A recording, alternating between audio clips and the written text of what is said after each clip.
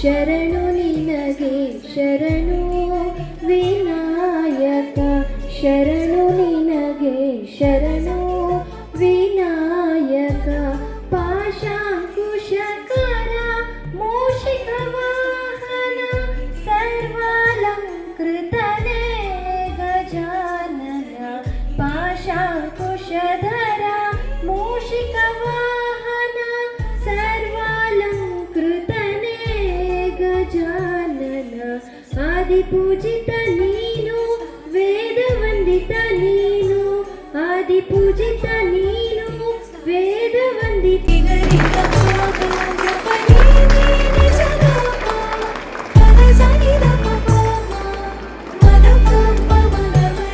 ಮಕ್ಕಳ ಒಂದು ಮಹಾಸಭೆಯನ್ನು ಹಮ್ಮಿಕೊಂಡಿದ್ದೀರಾ, ಬಹಳ ಖುಷಿಯಾಯಿತು. ಇಂತಹ ಒಂದು ಸುಂದರ ಕಾರ್ಯಕ್ರಮದಲ್ಲಿ ವೇದಿಕೆಯ ಮೇಲಿರ್ತಕ್ಕಂಥ ಎಲ್ಲ ಗಣ್ಯರೇ, ಹಾಗೆ ವೇದಿಕೆ ಮುಂಭಾಗ ಇರ್ತಕ್ಕಂತಹ ನನ್ನ ನೆಚ್ಚಿನ ವಿದ್ಯಾರ್ಥಿನಿಯರೇ ಹಾಗೂ ಪೋಷಕರು ಬಂದಿದ್ದಾರಾ? ಓಕೆ, ಪೋಷಕರಿಗೆ ಹೇಳಬೇಕಾಗಿ ಜಾಸ್ತಿ ನನ್ನ ಮಾತುಗಳನ್ನ ನನಗೆ ಕಂಪ್ನಿಲ್ಲ. ಆ್ಯಕ್ಚುಲಿ 5 ರಿಂದ 10 ನಿಮಿಷ ಅಷ್ಟೇ ಮಾತಾಡೋಕ್ಕಾಗೋದು. ಇವತ್ತು 11 ಗಂಟೆಗೆ ನನಗೊಂದು ಮುಖ್ಯವಾದ ಸಭೆ ಇರೋದ್ರಿಂದ ನಾನು ನಿಮ್ಮ ಪ್ರಿನ್ಸಿಪಲ್ ಮತ್ತು ಇವರು ಒತ್ತಡ ಮಾಡಿದ್ರು ಬನ್ನಿ ಅಂತ. 10 ನಿಮಿಷ ನನಗೆ ನಿಮ್ಮ ಜೊತೆ 5-10 ನಿಮಿಷ ಕಳೆಯೋಕ್ಕೆ ಸಾಕಾಗಲ್ಲ. ಕನಿಷ್ಠ ಪಕ್ಷ 2 ಗಂಟೆ ಬೇಕು ನನಗೆ ಮಾತಾಡಬೇಕು ಅಂದರೆ. ಇವರು 5 ನಿಮಿಷ ಮಾತಾಡಿ 10 ನಿಮಿಷ ಎಲ್ಲಿ ಶುರು ಮಾಡಲಿ ಎಲ್ಲಿ ಎಂಡ್ ಮಾಡಿ ಅಂತ ಗೊತ್ತಾಗ್ತೀನಿ ನನಗೆ. ಅದಕ್ಕೆ 5 ನಿಮಿಷ ಮುಗಿಸೋಕೆ ಏನು ಸಾಧ್ಯ ಅಷ್ಟನ್ನು ಮಾತ್ರ ಹೇಳ್ತೀನಿ. ಪೋಷಕರಿದ್ರೆ ಚೆನ್ನಾಗಿರ್ತಿತ್ತು. ನಾನು ಹೇಳೋದಿಷ್ಟೇ, ನಮ್ಮ ಈ ಭೂಮಿಗೆ ನಾವು ಬರೋದಕ್ಕೆ ಕಾರಣ ನಮ್ಮ ತಂದೆ ತಾಯಿಗಳು. ಅದಾದ ನಂತರ ಉತ್ತಮ ವ್ಯಕ್ತಿಯಾಗಿ ಬೆಳೆದಕ್ಕೆ ಕಾರಣ ನಮ್ಮ ಶಿಕ್ಷಕರು. ಇವರಿಬ್ಬರಿಗೂ ನಾವು ಗೌರವವನ್ನು ಕೊಡಬೇಕು ಅಂತ ಅಂದರೆ ನಾವು ದೊಡ್ಡ ಸಾಧನೆ ಮಾಡಬೇಕಾಗಿಲ್ಲ. ಬೇರೆ ಯಾರಿಗೂ ತೊಂದರೆ ಕೊಡ್ದಂಗೆ ನಮ್ಮ ತಂದೆ ತಾಯಿಗಳು, ನಮ್ಮ ಶಿಕ್ಷಕರು ನಮ್ಮನ್ನು ನೋಡಿ ಹೆಮ್ಮೆಯಿಂದ ಹೇಳ್ಕೋಬೇಕು, ನನ್ನ ಮಗ, ನನ್ನ ಮಗಳು, ನನ್ನ ವಿದ್ಯಾರ್ಥಿನಿ ಅಂತ ಹೇಳಬೇಕು. ನಿಮ್ಮಿಂದ ನಿಮ್ಮ ತಂದೆ ತಾಯಿ ಊರಲ್ಲಿ ತಲೆ ಬಗ್ಗಿಸ್ಬಾರ್ದು, ನಿಮ್ಮಿಂದ ಪೋಷಕರು ತಲೆ ಬಗ್ಗಿಸ್ಬಾರ್ದು. ಶಿಕ್ಷಕರು ನಮ್ಮ ವಿದ್ಯಾರ್ಥಿ ಅಂತ ಧೈರ್ಯವಾಗಿ ಹೇಳಬೇಕು. ಇಷ್ಟು ಮಟ್ಟಿಗೆ ಬದುಕಿದ್ರೆ ಸಾಕು. ನೀವು IAS KS ಮಾಡಿ ವಿಜ್ಞಾನಿಗಳಾಗಿದ್ದೆ ನಾನು ಹೇಳಲ್ಲ. ನಿಮ್ಮಿಂದ ನಿಮ್ಮ ತಂದೆ ತಾಯಿ ತಲೆ ಬಗ್ಗಿಸ್ಬಾರ್ದು. ಊರಲ್ಲಿ ಪಕ್ಕದಲ್ಲಿ ಯಾರೋ ನಾಮಕರಣ ಕರೆದ್ರೆ ಧೈರ್ಯವಾಗಿ ನಿಮ್ಮ ತಾಯಿ ಹೋಗಿ ಬರಬೇಕು ಅರ್ಶನ ಕುಂಕುಮಕ್ಕೆ. ಪಕ್ಕದ ಮನೇಲಿ ಯಾರೋ ಒಂದು ಗೃಹ ಪ್ರವೇಶಕರು ನಿಮ್ಮ ತಂದೆ ಧೈರ್ಯವಾಗಿ ಹೋಗಿ ಬರಬೇಕೆ ಹೊರತು ಅವರು ಹೋದ್ರೆ ನಿಮ್ಮ ಮಗಳು ಈ ಥರ ಮಾಡ್ಕೊಂಡಿಲ್ಲಂತೆ, ನಿಮ್ಮ ಮಗಳು ಈ ಥರ ಅಂತೆ ಅಂತ ಹೇಳಿದಾಗ ಅವ್ರು ಬದುಕಿದ್ರು ಒಂದೇ, ಸತ್ರು ಒಂದೇ. ಈ ಥರ ಸನ್ನಿವೇಶಗಳು ಜಾಸ್ತಿ ಆಗ್ತಾ ಇದೆ. ಏಕೆ ಒಬ್ರು ಇಬ್ರು ಮಕ್ಕಳು ಮಾತ್ರ ಇರ್ತಾರೆ ಎಲ್ಲರೂ ಕೂಡ. ನಿಮ್ಮ ತಂದೆ ತಾಯಿ ಅವ್ರು ಕೆಲಸ ಮಾಡಿಕೊಂಡು ನಿಮ್ಮನ್ನು ಕಳಿಸ್ತಿರ್ತಾರೆ, ನೀವೇ ಜೀವ ಅಂತ ಅಂದ್ಕೊಂಡಿರ್ತಾರೆ. ಅಂಥದ್ರಲ್ಲಿ ನೀವೇನಾದ್ರೂ ಈ ಥರ ಸಣ್ಣ ಪುಟ್ಟ ಮಿಸ್ಟೇಕ್ಗಳು ಮಾಡಿದರೆ ಅದು ಭಾಳ ತೊಂದರೆ ಆಗುತ್ತೆ. ಅದು ನೆನ್ಪಿಟ್ಕೊಂಡು ಜೀವನ ಮಾಡಿ ಅಂತ ಹೇಳ್ತೀನಿ. ಈ ಮುಂಚೆ ಎಲ್ಲ ಹೇಳ್ತಾ ಇದ್ದೀನಿ ನಾನು, ನೀವೆಲ್ಲ IAS ಮಾಡಬೇಕು, KS ಮಾಡಬೇಕು, ಸೈಂಟಿಸ್ಟ್ ಆಗಬೇಕು ಅಂತ. ಮಾಡಿ ಏನು ಪ್ರಯೋಜನ? ಮಾನವೀಯ ಮೌಲ್ಯಗಳು ಇಲ್ಲ, ತಂದೆ ತಾಯಿ ಗೌರವ ಕೊಡಲ್ಲ ಅಂದರೆ ಎಲ್ಲ ವೇಸ್ಟ್ ಆಗುತ್ತೆ. ಕಲೆಗಾರ, ವಿಜ್ಞಾನಿ, ವ್ಯಾಪಾರಿಯಾಗೋ, ಏನಾದರೂ ಸರಿಗೆ ಮೊದಲು ಮಾನವನಾಗೋ ಅಲ್ವಾ? ನೀವು ಕಲೆಗಾರ ಆಗಿರ್ತೀರ, ಸೈಂಟಿಸ್ಟ್ ಆಗಿರ್ತೀರ, ಇಂಜಿನಿಯರ್ ಆಗಿರ್ತೀರ, ಏನಾದ್ರೂ ಏನು ಪ್ರಯೋಜನ? ಮಾನವೀಯತೆ ಇಲ್ಲ. ಅಮ್ಮನ ಹೆಂಗೆ ನೋಡ್ಕೋಬೇಕು ಗೊತ್ತಿಲ್ಲ, ಅಪ್ಪನ ಹೆಂಗೆ ನೋಡ್ಕೋಬೇಕು ಗೊತ್ತಿಲ್ಲ, ಹಿರಿಯರಿಗೆ ಹೆಂಗೆ ಗೌರವ ಕೊಡ್ಬೇಕು ಗೊತ್ತಿಲ್ಲ ಅಂದರೆ ನೀವೇನೇ ಆದರೂ ವೇಸ್ಟ್. ಅದಕ್ಕೆ ನಾನು ಅಲ್ಲಿ ತನಕ ಮುಂದೋದಿಲ್ಲ. ಇವಾಗ ಫಸ್ಟು ಮಾನವೀಯತೆಯಿಂದ ನಾವು ಬದುಕೋಣ. ನಮ್ಮ ಸುತ್ತಮುತ್ತ ಇರ್ತಕ್ಕಂಥವ್ರಿಗೆ ನಮ್ಮಿಂದ ತೊಂದರೆ ಆಗಬಾರ್ದು, ಆ ರೀತಿಯಲ್ಲಿ ಬದುಕೋಣ. ಇಷ್ಟಿದ್ರೆ ಸಾಕು. ಕೊನೆಗೆ ಇತ್ತೀಚಿನ ದಿನಗಳಲ್ಲಿ ನಾನು ನೋಡ್ತಾ ಇರೋದು ಏನು ಅಂದರೆ, ಅದು ಎಸ್ಪೆಷಲಿ ಹೆಣ್ಮಕ್ಳಲ್ಲಿ ನೀವೇನು ಮಾಡ್ತೀರಾ, ಧಾರಾವಾಹಿಗಳನ್ನ TV ಫಾಲೋ ಮಾಡ್ತೀರಾ. ಯಾರೊಬ್ಬಳು ಹೀರೋಯಿನ್ನು, ಅವಳು ಏನು ಅಂದರೆ ಅವಳ ವೃತ್ತಿ ಜೀವನ ಅದು. ವೇಷಭೂಷಣವನ್ನು ಹಾಕ್ಕೊಂಡು ಮೇಕಪ್ ಮಾಡಿಕೊಂಡು ಕಾಳಜಿ ವಹಿಸೋದು ಅವಳು ವೃತ್ತಿಗೋಸ್ಕರ ಮಾಡ್ತಾಳೆ. ನಿಮ್ಮ ವೃತ್ತಿ ಏನು? ವಿದ್ಯಾರ್ಥಿನಿ ನೀವು, ಆಯ್ತಾ? ಬೆಳಗ್ಗೆ ಹೇಳ್ಬೇಕು, ಗುರು ಹಿರಿಯರಿಗೆ ಕೈ ಮುಗಿಬೇಕು, ದೇವರಿಗೆ ಕೈ ಮುಗಿಬೇಕು, ಓದ್ಕೋಬೇಕು, ಶಾಲೆ ಬರಬೇಕು, ಕಲಿಬೇಕು, ಮನೆಗೆ ಹೋಗ್ಬೇಕು, ಮನೆ ಸಣ್ಣ ಪುಟ್ಟ ಕೆಲಸವನ್ನು ಮಾಡಬೇಕು, ಮತ್ತೆ ಯಥಾಸ್ಥಿತಿ ನಿಮ್ಮದು ರೊಟೀನ್ ವರ್ಕ್ ಆಗಬೇಕಿದ್ದು. ಅದೇ ಹೀರೋಯಿನ್ ಏನು ವೃತ್ತಿ ಇರುತ್ತೆ ಅಂದರೆ ಶೂಟಿಂಗ್ ಮುಗಿಸ್ಕೊಂಡು ಬರ್ತಾರೆ, ಮೇಕಪ್ ರಿಮೂವ್ ಮಾಡ್ತಾರೆ, ರೆಸ್ಟ್ ಮಾಡ್ತಾರೆ, ಬೆಳಗ್ಗೆ ಏನು ಫ್ರೆಶ್ ಅಪ್ ಆಗಿ ಮೇಕಪ್ ಮಾಡಿಕೊಂಡು ಆ್ಯಕ್ಟಿಂಗ್ ಮಾಡ್ತಾರೆ. ಅವ್ರ ವೃತ್ತಿಗೋಸ್ಕರ ಅವ್ರು ಮಾಡ್ತಾ ಇದ್ದಾರೆ. ನೀವು ಅವ್ರಿಗೆ ನೋಡ್ಕೊಂಡು ಅವರ ವೇಷಭೂಷಣವನ್ನು ಹಾಕ್ತೀರಾ. ಅವ್ರ ಕಿವಿಗೇನೋ ದೊಡ್ಡ ಓಲೆ ಹಾಕ್ಕೊಂಡಿರ್ತಾರೆ, ಏನಕ್ಕೆ ನಿಮ್ಮ ಅಟ್ರಾಕ್ಟ್ ಮಾಡಬೇಕು, ನೀವು ಅದೇ ದೊಡ್ಡ ಓಲೆಗಳು ಹಾಕೋಬೇಕು. ನೀವು ಹೀರೋಯಿನಾ? ಇಲ್ಲ ಅಲ್ವಾ? ಹೀರೋಯಿನ್ ಆಗಿ ಸಪೋರ್ಟ್ ಮಾಡ್ತೀನಿ ನಾನು ನಿಮಗೆ. ಇಲ್ಲ, ಇನ್ನೂ ಚೆನ್ನಾಗಿ ಡ್ರೆಸ್ ಮಾಡ್ಕೊಳ್ಳಿ, ಇನ್ನೂ ಮೇಕಪ್ ಮಾಡ್ಕೊಳ್ಳಿ ಹೇಳ್ತೀನಿ. ನೀವೇನು ವಿದ್ಯಾರ್ಥಿನಿಯಾಗಿರ್ತೀರಾ, ಲಕ್ಷಣಗಳೆಲ್ಲ ಒಬ್ಬ ಹೀರೋಯಿನ್ ಲಕ್ಷಣಗಳೇ ಮಾಡ್ಕೊಂಡಿರ್ತೀರ. ಯಾವತ್ತೂ ಅಷ್ಟೇ ನಾನು ಏನಾಗಿದ್ದೀನಿ ಅಂತ ತಿಳ್ಕೊಬೇಕೆ ಹೊರತು ಬೇರೆಯವ್ರು ಏನಾಗಿದ್ದಾರೆ ಅನ್ನೋದು ತುಂಬ ಇಂಪಾರ್ಟೆಂಟ್ ಅಲ್ಲ ಅಲ್ವಾ? ನಿಮ್ಮ ತಂದೆ ತಾಯಿ ತುಂಬ ಪ್ರೀತಿ ಮಾಡ್ತೀರಿ, ನೀವು ಮಾಡಲ್ಲ? ದೂಸರೇ ಇಲ್ವಲ್ಲ ಮತ್ತೆ? ಮಾಡೇ ಮಾಡ್ತೀರಲ್ವಾ? ಮತ್ತೆ ನಿಮ್ಮ ತಾಯಿ ನಿಮಗೋಸ್ಕರ ಮನೆ ಕಾಯ್ತಿರ್ತಾರೆ. ನೀವು ಒಂದಿನ ಅಮ್ಮ ಆಗ್ತೀರಾ, ಆಗ ನಿಮ್ಮ ಮಕ್ಕಳು ಆಗ್ತಾರೆ. ನೆನಪು ಮಾಡ್ಕೊಳ್ಳಿ.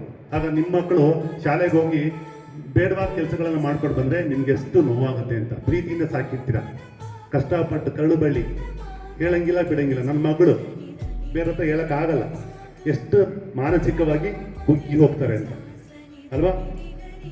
ಅಮ್ಮ ಎಂದರೆ ಏನೋ ಹರುಷವು, ನಮ್ಮ ಪಾಲಿಗೆ ಅವಳೇ ದೈವವು. ಅಮ್ಮ ಎನ್ನಲು ಎಲ್ಲ ಮರೆತೆವು, ಅಮ್ಮ ಎಂದರೆ ಏನೋ ಹರುಷವು, ನಮ್ಮ ಪಾಲಿಗೆ ಅವಳೇ ದೈವವು. ಅಮ್ಮ ಎನ್ನಲು ಎಲ್ಲ ಮರೆತೆವು ಅಲ್ವಾ? ಅಮ್ಮ ಒಂದ್ಸಲ ಜೋರ ಚಕ್ಕಳ ಬಂದು.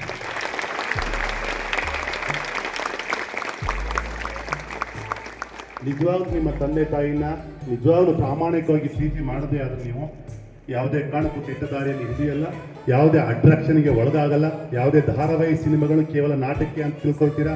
ನಿಮ್ಮ ಜೀವನ ಏನು ಅಂತ ನೀವು ರೂಪಿಸ್ಕೊಳ್ತೀರಾ ಅಂತ ಒಂದು ನಂಬಿಕೆ ಇದೆ ಅಲ್ವಾ? ಹೆಚ್ಚೆಚ್ಚು ಶಿವರುದ್ರಪ್ಪ ಇದಾರಲ್ಲ ಸಾಹಿತಿಗಳು, ಗೊತ್ತವರು ಯಾರವರು? ಸಾಹಿತಿ.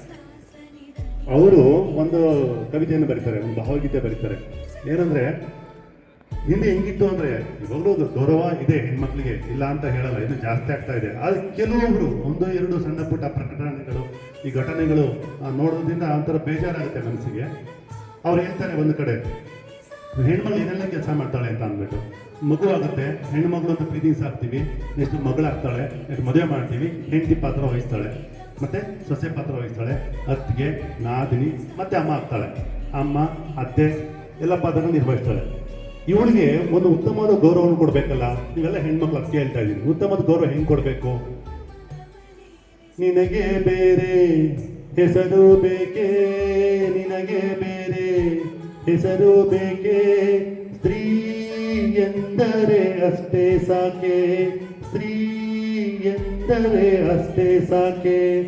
ಆಕಾಶದ ನೀಲಿಯಲ್ಲಿ ಚಂದ್ರತಾರೆ ತೊಟ್ಟಿಲಲ್ಲಿ, ಆಕಾಶದ ನೀಲಿಯಲ್ಲಿ ಚಂದ್ರತಾರೆ ತೊಟ್ಟಿಲಲ್ಲಿ, ಬೆಳಕಾನಿಟ್ಟು ತೂಗಿದಾಕೆ, ಬೆಳಕಾನಿಟ್ಟು ತೂಗಿದಾಕೆ. ನಿನಗೆ ಬೇರೆ ಹೆಸರು ಬೇಕೇ, ನಿನಗೆ ಬೇರೆ ಹೆಸರು ಬೇಕೇ, ಸ್ತ್ರೀ ಎಂದರೆ ಅಷ್ಟೇ ಸಾಕೆ, ಸ್ತ್ರೀ ಎಂದರೆ ಅಷ್ಟೇ ಸಾಕೆ. ಇಷ್ಟು ಗೌರವಗಳನ್ನ ನಮ್ಮ ಸಮಾಜ ನಿಮ್ಮ ಬಗ್ಗೆ ಇಟ್ಕೊಂಡಿದೆ, ಹೆಣ್ಮಕ್ಳ ಬಗ್ಗೆ. ಇಷ್ಟು ಗೌರವ ಇಟ್ಕೊಂಡು ಆ ಗೌರವನ ಹಾಳು ಮಾಡ್ಕೊಳ್ಬಾರ್ದಾನೆ ಯಾವತ್ತು ಅಲ್ವಾ? ನಾವು ವಿದ್ಯಾರ್ಥಿಯಾಗಿದ್ವಿ, ಪ್ರಾಮಾಣಿಕ ಓದ್ತೀವಿ, ಉತ್ತಮವಾದ ಕೆಲಸಕ್ಕೆ ಹೋಗ್ತಿರೋ ಬಿಡ್ತಿರೋದು ಗೊತ್ತಿಲ್ಲ. ಉತ್ತಮ ವ್ಯಕ್ತಿಯಾಗಿ ನಾನು ಸಮಾಜದಲ್ಲಿ ಬಾಳ್ತೀನಿ, ನನ್ನಿಂದ ಬೇರೆಯವ್ರಿಗೆ ಏನು ತೊಂದರೆ ಆಗಬಾರ್ದು. ಯಾಕೆಂದ್ರೆ ಪ್ರತಿಯೊಂದು ಜೀವನ ಅನ್ನೋದು ಒಂದು ಸಂಭ್ರಮ. ಕೆಲವರು ಏನು ಮಾಡ್ತೀರಾ ಅಂದ್ರೆ, ಇನ್ನೂ 15-14 ವರ್ಷ ಇರ್ತೀರಾ, ಜೀವನ ಬೇಸತ್ತು ಹೋಗಿರುತ್ತೆ, ತುಂಬ ಬೇಸತ್ತು ಸಾಕಾಗೋಗಿದೆ ಜೀವನ ಅಂತೀರಾ. ಓದ್ತೀನಮ್ಮ, ನಾನು ಓದಕ್ಕೆ ಇಂಟ್ರೆಸ್ಟ್ ಇಲ್ಲ, ಈ ಲೆವೆಲಿಗೆ ಬಂದ್ಬಿಟ್ಟಿರುತ್ತೆ. ನಾನು ಇವಾಗಲೂ ಕೂಡ PhD ಮಾಡ್ತಾ ಇದ್ದೀನಿ. ನಾನು ಇವಾಗ MCom ಮುಗಿಸಿ MPhil ಮುಗಿಸಿ ಈ PhD ಮಾಡ್ತಾ ಇದ್ದೀನಿ. ನಾನು ಯಾವತ್ತೂ ಕೂಡ ಜೀವನ ಬೋರ್ ಆಗಬಾರ್ದು. ನಾನು 100 ವರ್ಷ ಬದುಕ್ತೀನಿ ಅಂತ ಆಸೆ ಇರಬೇಕು, ಆಶಾವಾದ ಇರಬೇಕು. ನಾನು ಇನ್ನೂ ಓದ್ತೀನಿ, ಕಲಿತೀನಿ ಅಂತ ಆಸಕ್ತಿ ಇರಬೇಕು ಹೊರತು ಸಾಕು PUC, ಸಾಕು ಡಿಗ್ರಿ ಇದು ಯಾವತ್ತೂ ಅನಿಸ್ಕೋಬಾರ್ದು. ಪ್ರೀತಿ ಮಾಡಬೇಕು, ಯಾರನ್ನ ಪಕ್ಕದ ಮನೆಯವ್ರನ್ನಲ್ಲ, ನಾನು ಪ್ರೀತಿ ಮಾಡ್ಕೋಬೇಕು, ನನ್ನ ಜೀವನ ನಾನು ಪ್ರೀತಿ ಮಾಡ್ಕೋಬೇಕು. ಅದ್ರ ಬಿಟ್ಟು ಎಲ್ಲ ಮಾಡ್ತೀವಿ ನಾವು. ಯಾವತ್ತೂ ಅಷ್ಟೇ, ಬೇರೆಯವರೇ ಚೆನ್ನಾಗಿ ಕಾಣಿಸೋದು ನಮಗೆ, ಬೇರೆ ಸೀರೆನೇ ಚೆನ್ನಾಗಿ ಕಾಣಿಸೋದು, ಬೇರೆ ಒಡವೆಗಳೇ ಚೆನ್ನಾಗಿ ಕಾಣಿಸೋದು. ಪಕ್ಕದವರು ಅವರೇ ಬ್ಯೂಟಿಫುಲ್ ಆಗಿರ್ತಾರೆ, ಅವ್ರ ಹೇರ್ ಸ್ಟೈಲೇ ತುಂಬ ಚೆನ್ನಾಗಿರುತ್ತೆ. ಫಸ್ಟ್ ಬೆಳಗ್ಗೆ ಎದ್ದೇಳಿ, ಕನ್ನಡ ಬಂದು ನಿಂತ್ಕೊಳ್ಳಿ, ನೋಡ್ಕೊಳ್ಳಿ ಒಂದ್ಸಲ, ಕಣ್ಣು ಕಿವಿ ಮೂಗು ಎಲ್ಲ ಇದೆಯಾ ನಿಮಗೆ? ದೇವರೇ ತುಂಬ ಧನ್ಯವಾದಗಳಪ್ಪ, ನನಗೆ ಕಣ್ಣು ಕಿವಿ ಮೂಗು ಎಲ್ಲ ಕೊಟ್ಟಿದೆ, ತುಂಬ ಥ್ಯಾಂಕ್ಸ್ ನಿನಗೆ ಅಂತ ಹೇಳಿದ್ರು. ಅದು ಬಿಟ್ಟು ಅಯ್ಯೋ ಕಲರ್ ಡಿಮ್ ಆಗಿದೆ ಇವತ್ತು, ನನ್ನ ಕಲರು ಒಂದು ಪಿಂಪಲ್ಸ್ ಬಂದ್ಬಿಟ್ಟಿದೆ ನನಗೆ ಇವತ್ತು, ನನ್ನ ಹೇರ್ ಫುಲ್ಲು ಡ್ರೈ ಥರ ಇದೆ, ಸಿಲ್ಕಿ ಇರಬೇಕಿತ್ತು ನನಗೆ, ಇದೆಲ್ಲ ಬಿಟ್ಬಿಡಿ. ಇಷ್ಟೆಲ್ಲ ದೇವ್ರು ಕೊಟ್ಟಿದ್ದಾನೆ ಅಂತಂದರೆ ಪುಣ್ಯಶಾಲಿಗಳು ನೀವು, ಪುಣ್ಯಶಾಲಿಗಳು. ಒಂದು ಕಾಲು ಇಲ್ಲ ಅಂದ್ರೆ ಏನು ಮಾಡ್ತಿದ್ರಿ? ನೆನಪು ಮಾಡ್ಕೊಳ್ಳಿ, ವೀಲ್ ಚೇರ್ ಬರಬೇಕಿತ್ತು.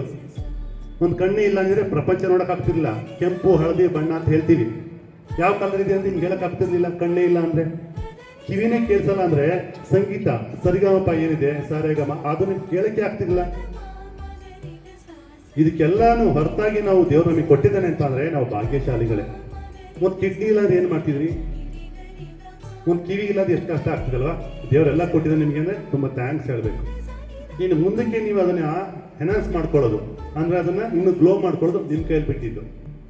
ನನಗೆ ತುಂಬಾ ಆಸೆ ಇತ್ತು ನನ್ನ ಜೀವನದಲ್ಲಿ ಏನಾದ್ರು ಒಂದು ಮಾಡ್ಬೇಕು, ಅಚೀವ್ ಮಾಡಬೇಕು ಅಂತ. ಏನು ಮಾಡಬೇಕು, SSLC ಓದಿದೆ, PUC ಓದಿದೆ, ಎಲ್ಲೂ ಫೇಲ್ ಆಗಿಲ್ಲ. ನಾನು ಡಿಗ್ರಿ ಮಾಡ್ಕೊಂಡೆ, ಮಾಸ್ಟರ್ ಡಿಗ್ರಿ ಮಾಡಿದೆ. ಇದೆಲ್ಲ ಮಾಡಿದ್ಯಾರು? ನಮ್ಮ ತಂದೆ ದುಡ್ಡು ಕೊಟ್ಟರು, ಮೇಷ್ಟ್ರು ಹೇಳ್ಕೊಟ್ರು. ನಂದೇನಿಲ್ಲ. ಅವಾಗ ಅನ್ಕೊಂಡೆ ನಮ್ಮಪ್ಪ ಹೆಸರಿಟ್ಟಿದ್ದಾರೆ, ಹೆಸರಿಗೆ ಸ್ವಲ್ಪ ಅಲಂಕಾರ ಮಾಡ್ಕೋಬೇಕಲ್ಲ, IAS ತಪ್ಪಿ KS ಮಾಡ್ಕೋಬೇಕು, ಅದು ನಂದು. ಆಮೇಲೆ ನಾನು ಏನು ಮಾಡಿದೆ, KS ಮಾಡ್ಕೊಂಡೆ. ಗಿರೀಶ್ KS ಅಂತ. KS ನಂದು. ಆ ಗಿರೀಶ್ ನಮ್ಮ ಅಪ್ಪ ಅಮ್ಮ ಕೊಟ್ಟಿರೋದು. KS ನಂದು, ಅದು ಹೆಮ್ಮೆಯಿಂದ ಹೇಳ್ಕೊಟ್ಟಿದ್ದು. ಹೆಸರಾದ್ಮೇಲೆ ಇಟ್ಕೊಂಡು ಹೆಸರು ಮುಂದೆ ಒಂದು ಬೇಕಲ್ಲ, ಅಲಂಕಾರ ಮಾಡಬೇಕಲ್ಲ, ಅದಕ್ಕೆ PhD ಮಾಡ್ತಾ ಇದ್ದೀನಿ. ಅದೆಷ್ಟು ಡಾಕ್ಟರ್ ಗಿರೀಶ್ KS ಅಂತ ಆಗ್ತದೆ ಅಲ್ವಾ. ಅಲಂಕಾರ ಮಾಡ್ಕೋಬೇಕಾದ್ರೆ ಹೆಸರುಗಳನ್ನ ಈ ನಮ್ದಂತ ಏನಿಲ್ಲ. ಈ ದೇಹ ಯಾರು ಕೊಟ್ಟಿದ್ದು, ಅಪ್ಪ ಅಮ್ಮ ಕೊಟ್ಟಿದ್ದು. ಹೆಸರು ಯಾರು ನಾಮಕರಣ, ಊರು ಜನ ಸೇರ್ಕೊಂಡು ನಾಮಕರಣ ಮಾಡಿದ್ದು. ನಂದೇನು ಅಂದಾಗ ಅಟ್ಲೀಸ್ಟ್ ನಾನು ಅನ್ಕೊಂಡೆ ನಂದು ಏನೂ ಇಲ್ಲ ಕಾಂಟ್ರಿಬ್ಯೂಷನ್, ನನ್ನ ಹೆಸರಿಗೆ ಸ್ವಲ್ಪ ಅಲಂಕಾರ ಮಾಡ್ಕೋಣ ಹಿಂದೆ ಮುಂದೆ ಅಂತ ಅಲ್ವಾ. ಅದನ್ನು ನೀವು ಕೆಲಸ ಮಾಡಬೇಕು. ಕೇವಲ ನೀವು ಏನು ಮಾಡಿದ್ಯಮ್ಮ ಅಂದರೆ BSc ನಿಮ್ದಲ್ಲ, ಅದು ನಿಮ್ಮ ತಂದೆ ದುಡ್ಡು ಕೊಟ್ಟಿರೋದು, ಫೀಸ್ ಕಟ್ಟಿರೋದು. ಸರ್ಕಾರದಲ್ಲಿ ಓದಿದ್ರಿ, ಕಾಲೇಜಲ್ಲಿ ಓದಿದ್ರಿ, ಟೀಚರ್ಸ್ ಪಾಠ ಮಾಡಿದ್ರು, ಸರ್ಟಿಫಿಕೇಟ್ ಬಂತು ಅಷ್ಟೇ. ನಿಮ್ಮದು ಏನು ಅಂತ ನಿಮ್ಮ ಎಫರ್ಟ್ ಹಾಕಿ ನೀವೇನು ಮಾಡಿದ್ರಿ ಅಂತ ಅದು ಕೂಡ ಇಂಪಾರ್ಟೆಂಟ್ ಆಗಿ ಮಾಡ್ತೀರಾ. ತುಂಬ ವಿಚಾರಗಳಿದೆ ಮಾಡುವಂಥದ್ದು. ಇಷ್ಟನ್ನ ಮಾಡಿ ಕೊನೆಯದಾಗಿ ಒಂದು ಜನಪದ ಶೈಲಿಯ ಒಂದು ಹಾಡನ್ನು ಹೇಳ್ತೀನಿ. ಯಾಕೆಂದರೆ ಹಳ್ಳಿ ಸೊಗಡು ನನಗೆ ಭಾಳ ಇಷ್ಟ. ಹಳ್ಳಿ ಮಣ್ಣು ಅದೆಲ್ಲ ತುಂಬ ಇಷ್ಟ ನನಗೆ. ಅದೊಂದು ಲಾಸ್ಟ್ ಒಂದು ಹೇಳಿ ಕ್ಲೋಸ್ ಮಾಡ್ತೀವಿ. ನಿಂತವರೂರ ಮುತ್ತೈದೆ ಎಲೆ ಎಣ್ಣೆ ತೋರುವ ನಿಂತವರೂರ, ಬಾಳೆ ಬಲಕ್ಕೆ ಬಿಡು ಸೀಬೆ ಎಡಕ್ಕೆ ಬಿಡು, ಬಾಳೆ ಬಲಕ್ಕೆ ಬಿಡು ಸೀಬೆ ಎಡಕ್ಕೆ ಬಿಡು, ನಟ ನಡುವೇಲಿ ನೀ ಹೋಗೋ ಬಳೆಗಾರ, ಅಲ್ಲಿ ನಿನ್ನ ತವರೂರು, ಮುತ್ತೈದೆ ಎಲೆ ಎಣ್ಣೆ ತೋರುವ ನಿಂತವರೂರ, ಮುತ್ತೈದೆ ಎಲೆ ಎಣ್ಣೆ ತೋರುವ ನಿಂತವರೂರ. ಯಾರು ಕೇಳಿದ್ರಾ? ಪರವಾಗಿಲ್ಲ, ಈ ಜನರೇಷನ್ ನೀವು ಕೇಳಿದಿರ ಅಂದ್ರೆ ನಿಮ್ಗೆ ಖುಷಿ ಆಗೋಯ್ತು. ಕೊನೆಯದಾಗಿ ಜಾರಿ ಹೋದ ಚಂದ ಮೇಲೆ ಬಂದ, ನಿನಗೂ ತಾರೆ ಅಂದ ನೋಡು ಎಂತ ಚಂದ, ರಾತ್ರಿಯಾಯ್ತು ಮಲಗೋ ನನ್ನ ಪುಟ್ಟ ಕಂದ, ನನ್ನ ಪುಟ್ಟ ಕಂದ. Thank you so much. ಇನ್ನೊಂದು ಮತ್ತೆ ಸಿಗ್ತೀನಿ, ಮತ್ತೆ ಸಿಗೋಣ, ಮತ್ತಷ್ಟು ಮಾತಾಡೋಣ, ಮತ್ತಷ್ಟು ಹಾಡುಗಳಾಡೋಣ. ಗೊತ್ತಾ, ಪ್ರತಿಯೊಂದು ಕೂಡ ಜೀವನವನ್ನ ಸಂಭ್ರಮಿಸ್ಬೇಕು ಅಂತ ಹೇಳ್ತೀವಿ. ಹಾಡು ಹೇಳ್ತೀರಾ, ತುಂಬ ಸುಮಧುರವಾಗಿ ಹಾಡು ಕಲ್ತ್ಕೊಂಡು ತುಂಬ ಚೆನ್ನಾಗಿ ಹಾಡಿ ಮಜಾ ಮಾಡಿ. ಊಟ ಮಾಡಬೇಕಾ, ಒಳ್ಳೆ ಮೃಷ್ಟಾನ್ನ ಭೋಜನ ಮಾಡಿಕೊಂಡು ಚೆನ್ನಾಗಿ ಊಟ ಮಾಡಿ. ಓದ್ಬೇಕಾ, ಕೂತ್ಕೊಂಡು ಒಳ್ಳೆ ಮಾರ್ಕ್ಸ್ ತಗೊಳ್ಳಿ, ಓದಿ ಒಳ್ಳೆ ಮಾರ್ಕ್ಸ್ ತಗೊಳ್ಳಿ. ನೀಟಾಗಿ ರೆಡಿ ಆಗಬೇಕಾ, ನೀಟಾಗಿ ರೆಡಿಯಾಗಿ ವೆಲ್ ಪ್ರೆಸೆಂಟಾಗಿ ಬಂದಿರಲ್ಲ ಈ ಹುಡುಗಿ ಅನ್ಬೇಕು. ಹಂಗಿರ್ಬೇಕು. ಎಲ್ಲ ಜೀವನ ಕೂಡ ಪ್ರತಿಯೊಂದು ಎಂಜಾಯ್ ಮಾಡಬೇಕು, ಪ್ರತಿಯೊಂದು ಸಂಭ್ರಮಿಸ್ಬೇಕು. ಒಂದು ಅಕ್ಕಿ ಹಾರ್ತಾ ಇದೆ, ಅದೊಂದು ಸಂಭ್ರಮನೆ. ಒಂದು ಹೂವು ಅರಳಿದೆ, ಅದೊಂದು ಸಂಭ್ರಮನೆ.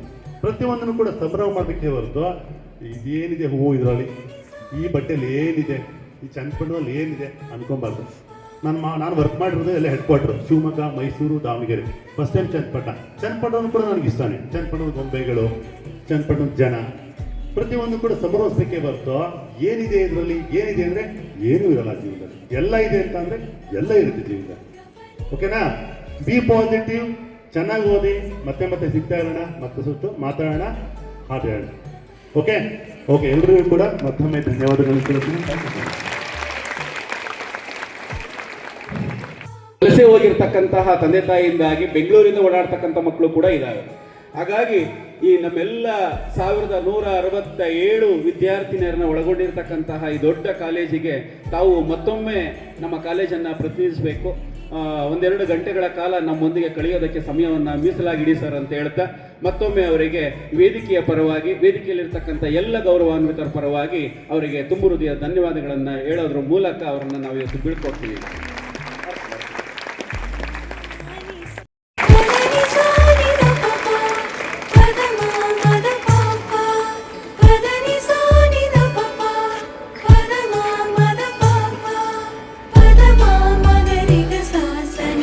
ಮಕ್ಕಳ ಒಂದೆರಡು ವಿಚಾರ ಹೇಳೋದಾದ್ರೆ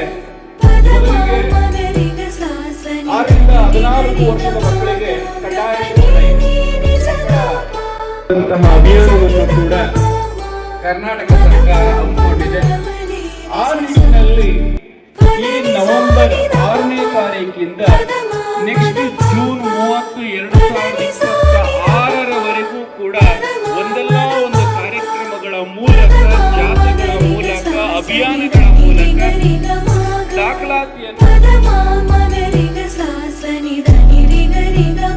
ದಾಖಲಾತಿಯನ್ನು ಹೆಚ್ಚಿಸಬೇಕು. ಆ ಮೂಲಕ ಎಲ್ಲ ಶಾಲಾ ಕಾಲೇಜಿನ ವ್ಯಾಪ್ತಿಯಲ್ಲಿ ಉಳಿಬೇಕು. 18 ವರ್ಷದ ಮಕ್ಕಳು ಎಲ್ಲೂ ಕೂಡ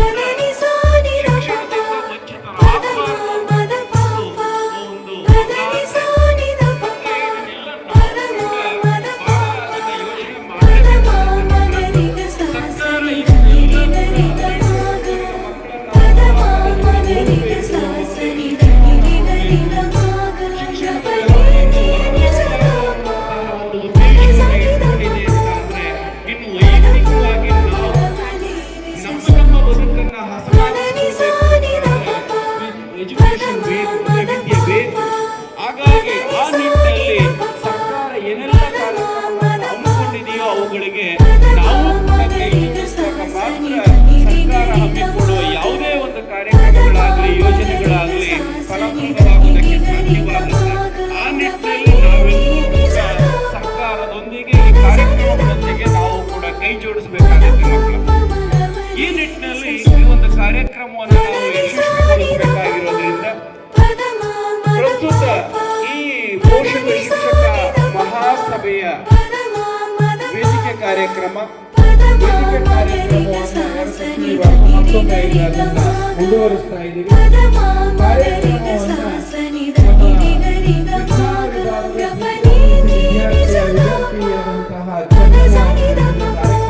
ನಿರೂಪಣೆ ಮಾಡಿದ್ದಾರೆ.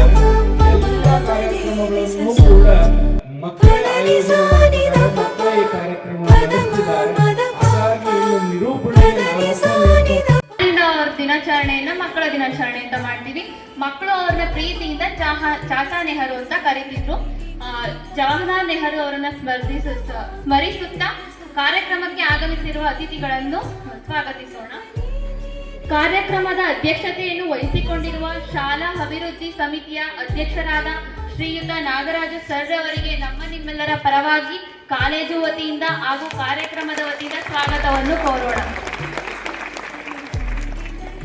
ವೇದಿಕೆಯ ಮೇಲೆ ಉಪಸ್ಥಿತರಿರುವ ಶಾಲಾ ಅಭಿವೃದ್ಧಿ ಸಮಿತಿಯ ಹಾಗೆಯೇ ಮಕ್ಕಳ ದಿನಾಚರಣೆ, ಹಾಗೆಯೇ ದಾಖಲಾತಿ ಆಂದೋಲನ, ಹೀಗೆ ಹಲವಾರು ವಿಚಾರಗಳನ್ನು ಇಟ್ಕೊಂಡು ಇವತ್ತು ಕಾರ್ಯಕ್ರಮವನ್ನು ಹಮ್ಮಿಕೊಳ್ಳಲಾಗಿದೆ. ಮೊದಲನೇದಾಗಿ ಎಲ್ಲರೂ ಕೂಡ ಇವತ್ತಿನ ಮಕ್ಕಳ ದಿನಾಚರಣೆ ಶುಭಾಶಯಗಳನ್ನು ಕೋರ್ತಾ ವೇದಿಕೆ ಮೇಲಿರುವಂಥ ಎಲ್ಲ ಹಿರಿಯರೇ ಹಾಗೂ ಪೋಷಕ ವರ್ಗದವರೇ ಹಾಗೂ ಎಲ್ಲ ಮುದ್ದಿನ ಮಕ್ಕಳೇ, ಇವತ್ತು ಶಿಕ್ಷಕ ಪೋಷಕ ಮಹಾದಿನವನ್ನು ಇವತ್ತು ಆಚರಿಸ್ತಾ ಇದ್ರು ಕೂಡ ಪೋಷಕರೇನು ಕಾಣಿಸ್ತಾ ಇಲ್ಲ, ಕೇವಲ ಬೆರಳೆಣಿಕೆಯಷ್ಟು ಮಾತ್ರ ಕಾಣಿಸ್ತಾ ಇದ್ದೀರಿ. ಇದು ಸರ್ಕಾರದ ಒಂದು ಭರವಸೆಯ ಒಂದು ಕಾರ್ಯಕ್ರಮ. ಆದರೆ ಪೋಷಕರನ್ನ ನೀವು ಯಾಕೆ ಮಕ್ಕಳು ಕರ್ಕೊಂಬರ್ಲಿಲ್ಲ, ನಿಮ್ಮ ತಂದೆ ತಾಯಿನ ಯಾತಕ್ಕೆ ಕರ್ಕೊಂಬರ್ಲಿಲ್ಲ ಅಂತ ಇನ್ನೂ ಕೂಡ ಗೊತ್ತಾಗ್ತದೆ. ನೀವೆಲ್ಲ ಚಿಕ್ಕ ಮಕ್ಕಳಲ್ಲ, ನೀವೆಲ್ಲ PUC ಓದ್ತಕ್ಕಂಥ ಮಕ್ಕಳು. ನಾನು ಈ ಕಾರ್ಯಕ್ರಮಕ್ಕೆ ಬಂದಂಥ ಉದ್ದೇಶ, ನಾನಿವತ್ತು 3-4 ಕಾಲೇಜುಗಳು, 3-4 ಹೈಸ್ಕೂಲ್ನಲ್ಲಿ ಯಾವ ರೀತಿ ನಮ್ಮ ಮಾನ್ಯ ಮುಖ್ಯಮಂತ್ರಿಗಳು ಹಾಗೂ ಶಿಕ್ಷಣ ಮಂತ್ರಿಗಳ ಮಹತ್ವಾಕಾಂಕ್ಷಿ ಕಾರ್ಯಕ್ರಮ ಯಾವ ರೀತಿ ಈಡೇರ್ತಾ ಇದೆ ಅಂತ ನಾವು ಸರ್ಕಾರಕ್ಕೆ ವರದಿಯನ್ನು ಕೊಡಬೇಕಾಗಿದೆ. 1200 ಮಕ್ಕಳಿದ್ದಾರೆ ಅಂತ ಹೇಳ್ತಾ ಇದ್ದೀರಿ, ಕೇವಲ ಒಂದು 30 ಇಲ್ಲ, ಒಂದು 25 ಜನ ಪೋಷಕರು ಬಂದಿರ್ಬೋದು. 1200 ಮಕ್ಕಳಲ್ಲಿ ಕೇವಲ ಒಂದು 25 ಜನ 30 ಜನ ಪೋಷಕರು ಬಂದರೆ ಕಾರ್ಯಕ್ರಮದ ಸದುದ್ದೇಶ ಈಡೇರ್ತಾ? ಎಲ್ಲ ಮಕ್ಕಳು ಯೋಚನೆ ಮಾಡಬೇಕು.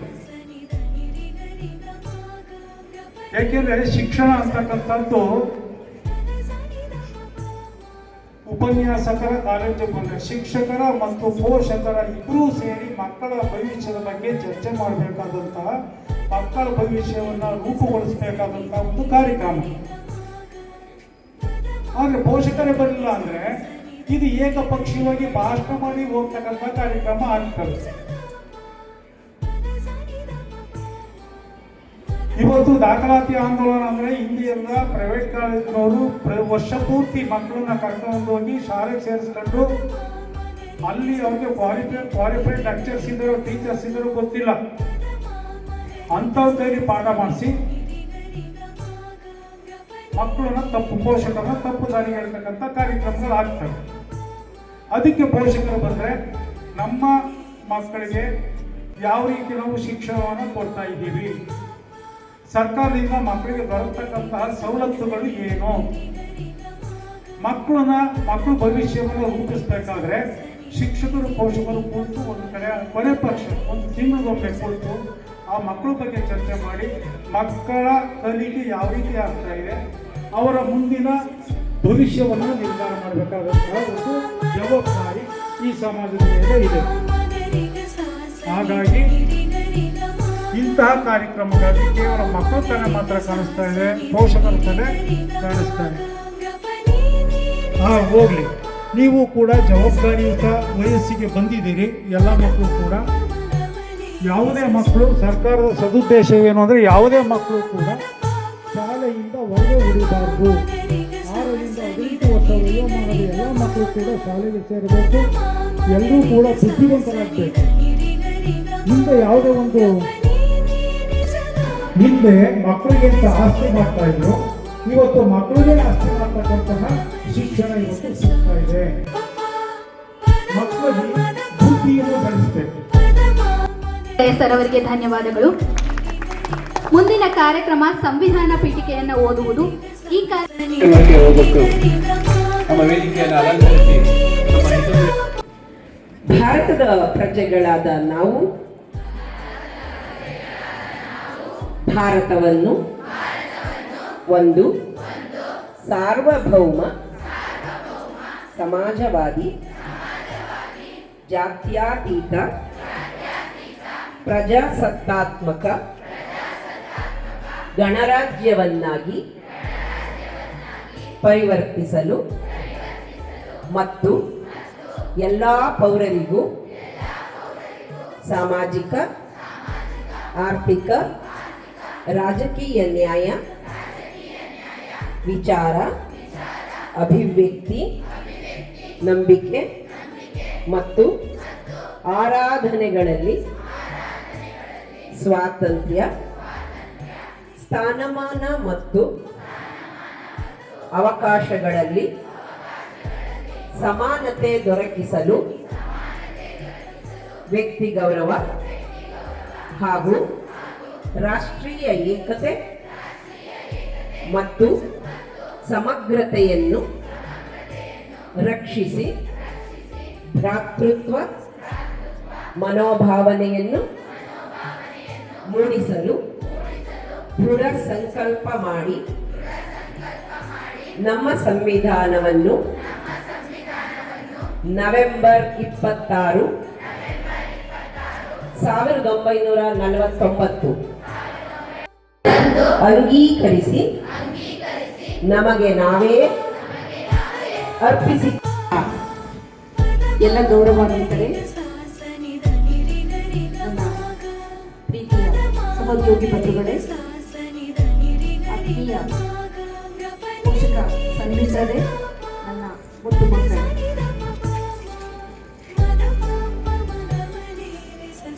2025-26ನೇ ಸಾಲಿನಲ್ಲಿ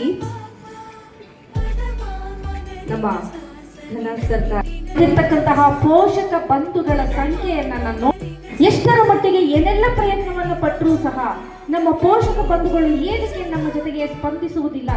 ಮುಖ್ಯವಾಗಿ ಮಕ್ಕಳಿಗೆ ಹೇಳ್ತೀನಿ, ನಿಮ್ಮ ಪೇರೆಂಟ್ಸ್ ಅನ್ನ ಮನವೊಲಿಸಿ ಅವರಿಗೆ ಕಂಡೀಷನ್ ಹಾಕಿ, ಏನಾದರೂ ಒಂದು ನಿಬಂಧನೆಯನ್ನ ಹಾಕಿ, ಕಡ್ಡಾಯವಾಗಿ ಇಲ್ಲಿ ಬಂದು ಇಲ್ಲಿ ಏನಕ್ಕೆ ಸಭೆಯನ್ನು ಕರೆದಿದ್ದಾರೆ, ಅದರ ಘನ ಉದ್ದೇಶವೇನು, ಯಾವ ತಿಳುವಳಿಕೆ ನಮಗೆ ಬರಬೇಕು, ಎಲ್ಲವೂ ನಮಗೆ ಗೊತ್ತಿರಲ್ಲ. ಅದನ್ನು ತಿಳಿಸುವ ಸಲುವಾಗಿ ಹಲವಾರು ಅಧಿಕಾರಿಗಳು ಬಂದಿರ್ತಾರೆ. ಅದಕ್ಕೋಸ್ಕರ ತಮ್ಮೆಲ್ಲ ಸಮಯವನ್ನು ಬಿಟ್ಟು ಇದಕ್ಕೋಸ್ಕರ ಬಂದಿರ್ತಾರೆ. ನಿಮಗೆ ತಿಳುವಳಿಕೆಯನ್ನು ತುಂಬತಕ್ಕಂತಹ ಒಂದು ಸಂದರ್ಭದ ಸಲುವಾಗಿ ಅವರು ಬಂದಿರ್ತಾರೆ. ಅದರ ಸದುಪಯೋಗ ನಿಮ್ಗೆ ಆಗಬೇಕು. ನಾವು ಇನ್ನೂ ಹೆಚ್ಚಿನ ಪ್ರಗತಿಯನ್ನು ಸಾಧಿಸಬೇಕು. ಉತ್ತಮವಾಗಿದ್ದ ಫಲಿತಾಂಶ ಇನ್ನೂ ಉತ್ತಮವಾಗಬೇಕು. ಆಮೇಲೆ ಇನ್ನೊಂದು ಏನಪ್ಪಾ ಅಂತಂದ್ರೆ, ಈ ಶಾಲೆಯಲ್ಲಿ ಸಾಮಾನ್ಯ ಮನುಷ್ಯ ಅಂದಮೇಲೆ ಕೊರತೆ ಇರುತ್ತೆ, ಸಮಾಜ ಅಂತ ಅಂದಮೇಲೆ ಒಂದು ಸಂಸ್ಥೆ ಅಂತ ಅಂದಮೇಲೆ ಒಂದು ಸಂಘ ಅಂತ ಅಂದಮೇಲೆ ಸ್ವಲ್ಪ ಸಣ್ಣ ಪುಟ್ಟ ಕೊರತೆಗಳು ಇರ್ತೈತೆ.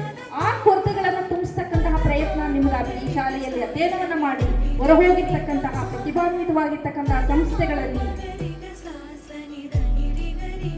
ಕರ್ತವ್ಯವನ್ನು ನಿರ್ವಹಿಸ್ತಕ್ಕಂತಹ ಉತ್ತಮವಾಗಿರ್ತಕ್ಕಂಥ ಆರ್ಥಿಕ ಸ್ಥಿತಿಯನ್ನು ಹೊಂದಿರತಕ್ಕಂಥವರು ಹಿರಿಯ ವಿದ್ಯಾರ್ಥಿ ಮಿತ್ರರು ತಮ್ಮ ಕೊಡುಗೈ ದಾನವನ್ನು ನೀಡಿದರೆ ಇನ್ನು ಸಣ್ಣ ಪುಟ್ಟ ಕೊರತೆಗಳನ್ನು ನಿಭಾಯಿಸ್ತಕ್ಕಂಥ ಪ್ರಯತ್ನವನ್ನು ನಾವು ಮಾಡ್ಬೋದು.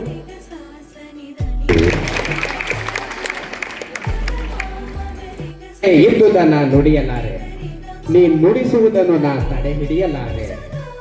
ಎನ್ನ ನುಡಿಮುತ್ತುಗಳನ್ನ ಪಡೆದೊಟ್ಟು ಮರು ಹುಟ್ಟುವರೋ ಭಾಸಿಸುವರೋ. ಹೇ ಕೃಷ್ಣ, ನೀನಂತೂ ಒಪ್ಪಲೇಬೇಕು. ಕಾರಣ ನಾ ನುಡುವ ನುಡಿಗಳು ನಿನ್ನದೇ ಎಲ್ಲ, ನನ್ನದೇನೂ ಇಲ್ಲ.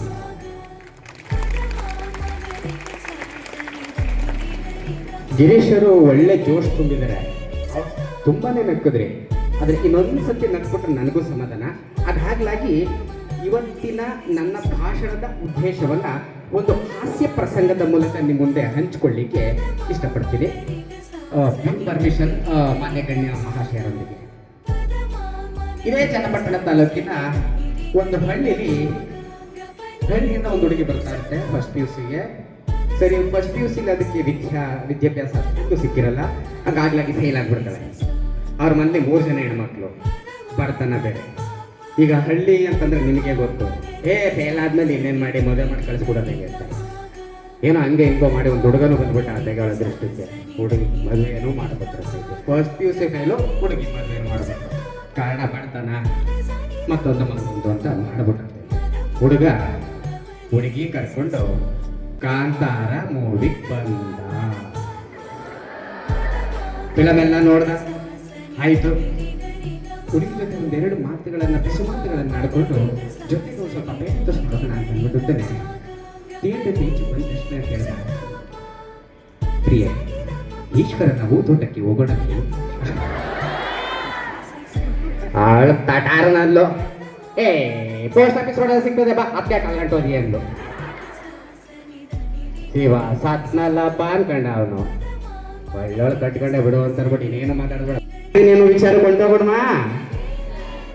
ಇವತ್ತು ನನಗೆ ಕೊಟ್ಟಿರ್ತಕ್ಕಂಥ ವಿಚಾರ, ಮಹಿಳೆಯರು ಅಥವಾ ಹುಡುಗಿಯರು ಯಾಕೆ ಅವ್ರಿಗೆ ವಿದ್ಯಾಭ್ಯಾಸಕ್ಕೆ ತೊಡಕಾಗಿರ್ತಕ್ಕಂತಹ ಆರಂಭದ ಒಂದು ಆಘಾತ ಯಾವುದು ಅನ್ನುವಂಥ ವಿಚಾರ. ಅದರಲ್ಲಿ ಪ್ರಮುಖವಾಗಿ ಅನೇಕ ಸಾಮಾಜಿಕ ಪಿಡುಗುಗಳನ್ನ ಮತ್ತೆ ಮಗದೊಂದನ್ನೆಲ್ಲ ಕಂಡಿದ್ದಾರೆ. ಆದರೆ ಮೊಳಕೆಯಲ್ಲೇ ಚೂಟ್ ಆಗ್ತಾ ಇರೋದು ಇಲ್ಲಿ ಅಂತಂದ್ರೆ ಬಾಲ್ಯ ವಿವಾಹ. ಈ ಬಾಲ್ಯ ವಿವಾಹದಿಂದ ಈ ನಮ್ಮ ಹೆಣ್ಮಕ್ಳುಗಳು ಮೇಲೇಳಕ್ಕಾಗ್ತಾ ಇಲ್ಲ. ಹಂಗಾಗ್ಲಾಗಿ ಈ ಬಾಲ್ಯ ವಿವಾಹನ ತಡೆಗಟ್ಟಬೇಕು ಅಂತೇಳಿ ಸರ್ಕಾರದವರು 2006ರಲ್ಲಿ ಒಂದು ಕಾಯ್ದೆನ ತಂದರು. ಅದು prohibition of child marriage act 2006, ಅಂದ್ರೆ ಬಾಲ್ಯ ವಿವಾಹ ನಿಷೇಧ ಕಾಯ್ದೆ 2006. ಇದಕ್ಕೊಂದು ಟ್ಯಾಗ್ ಲೈನ್ ಕೊಟ್ಟಿದ್ದೀನಿ ನಾನು. ಎಲ್ಲೋ ಸಾಮಾನ್ಯವಾಗಿ ಎಲ್ಲ ಪಾಠ ಮಾಡಿದಂಗೆ ಇದು ಆಕ್ಟ್ ಸೆಕ್ಷನ್ 1, ಸೆಕ್ಷನ್ 2, ಸೆಕ್ಷನ್ 3 ಅಂತ ಹೋದ್ರೆ ನೀವೆಲ್ಲ ಓಡಾಡ್ತೀರಿ. ಮೊಬೈಲ್ ಕೆಲವರು ಪೋಷಕರೆಲ್ಲ ಮೊಬೈಲ್ ಓಪನ್ ಮಾಡ್ಕೊಂಡ್ಬಿಡ್ತಾರೆ, ಇನ್ನು ಕೆಲವರು ಅಕ್ಕಪಕ್ಕ ಮಾತಾಡ್ತಾರೆ. ಅದಕ್ಕೆ ನಾನು ಸೆಕ್ಷನ್ ಏನು ಹೇಳೋದಿಲ್ಲ, ವಿಚಾರನ ನಿಮ್ಮ ಮುಂದೆ ಇಡ್ಲಿಕ್ಕೆ ಪ್ರಯತ್ನ ಪಡ್ತೀನಿ. ಇದಕ್ಕೆ ನಾನು ಟ್ಯಾಗ್ ಲೈನ್ ಕೊಟ್ಟಿದ್ದೀನಿ. ಏನಂತ ಅಂದ್ರೆ, ಹೋ ಮೊಗ್ಗಿನ ಮನಸ್ಸೆ, ಹೋ ಮುಗ್ಗಿನ ಮಲ್ಲಿಗೆ, ಹರಳು ನೀ ಮೆಲ್ಲಗೆ ಅಂತ. ತುಂಬಾ ಚೆನ್ನಾಗಿದ್ಯಾ?